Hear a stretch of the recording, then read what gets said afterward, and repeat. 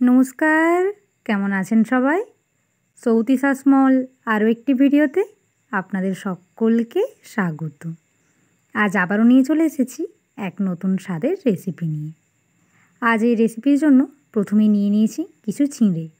চিঁড়েগুলোকে ভালোভাবে দু একবার ধুয়ে নিয়ে কিছুক্ষণের জন্য জল ঝরতে দিয়েছিলাম। কোনোভাবেই চিঁড়েগুলোকে ভিজিয়ে রাখা চলবে না, শুধুমাত্র জলে ধুয়ে নিয়ে জল থেকে তুলে নিতে হবে। তারপর কিছুক্ষণের জন্য জলটা ঝরিয়ে নিতে হবে। আর এখন চিঁড়েগুলো একটা পাত্রে ঢেলে নিয়েছি। তারপর কড়াই দিয়েছি কিছুটা সরষের তেল। তেলের মধ্যে ফোড়নে দিয়েছি গোটা মৌরি, আর সাথে দিচ্ছি কালো জিরে। মৌরি আর কালো জিরে খুব ভালোভাবে ভাজা হয়ে গিয়েছে।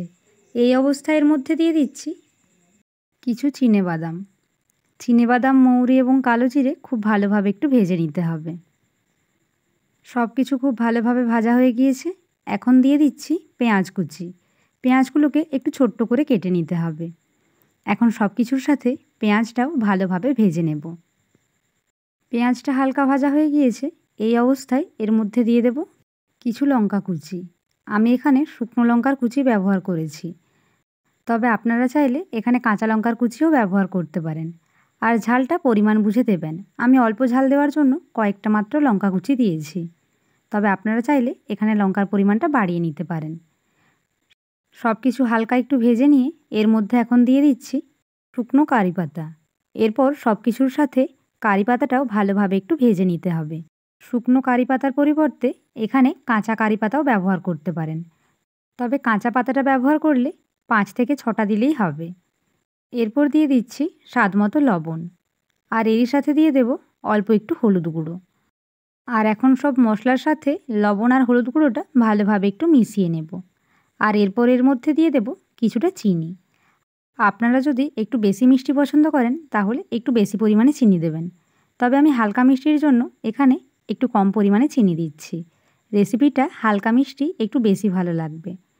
এরপর এই চিনির সাথে দিয়ে দেব আগের থেকে জল ঝরিয়ে রাখা চিঁড়েগুলো, আর সব কিছু ভালোভাবে মিশিয়ে নেব। চিনি দেওয়ার পরে কিন্তু চিঁড়েগুলো দিয়ে দিতে হবে। আর আঁচটা একটু কমিয়ে দিয়ে সব মশলার সাথে চিঁড়েগুলো ভালোভাবে মিশিয়ে নিতে হবে। সব কিছু ভালোভাবে মিশিয়ে নিয়ে কিছুক্ষণের জন্য এটা রান্না করে নিতে হবে। ফিরে এসেছি 4 মিনিট পর, আর এখন দেখুন চিনির দানাগুলো সম্পূর্ণ গলে গিয়েছে, আর চিঁড়েটাও বেশ সুন্দর ঝরঝরে হয়েছে। মিডিয়াম আঁচে চিনিটা সম্পূর্ণ গলতে সময় লেগেছে আমার ওই 3 থেকে 4 মিনিট মতো। এরপর সবশেষে এর মধ্যে দিয়ে দেব 1 চামচ ঘি।